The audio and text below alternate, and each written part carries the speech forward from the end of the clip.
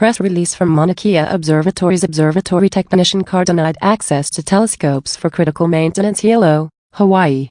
At approximately 7:45 a.m. on Tuesday, July 23, a car containing technicians from Gemini Observatory was stopped by activists from entering the Maunakea Access Road.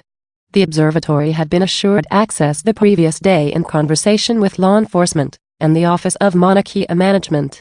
Despite prior public statements indicating observatory technicians would not be denied access to the telescopes, activists today contradicted their earlier position.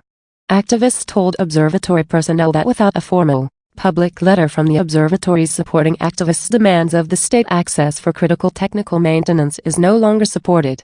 Upon initial approach, the car of technicians was initially waved through the bamboo gate.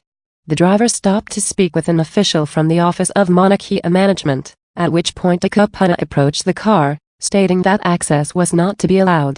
5 additional activists then moved to stand in front of the car. This denial of access was contrary to the understanding of access approval by the Gemini crew members and the individual who had initially opened the gate. The car of technicians respectfully pulled to the side of the road at the request of the activists and waited for approximately 45 minutes. During that time, activist leaders indicated that they were working to determine whether the technicians should be allowed access.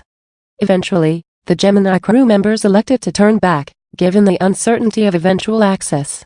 The crew was flagged down on their way away from the access point with an appeal from activists to continue to wait. The crew stopped to speak with the activists briefly before continuing to the Gemini base facility in HILO.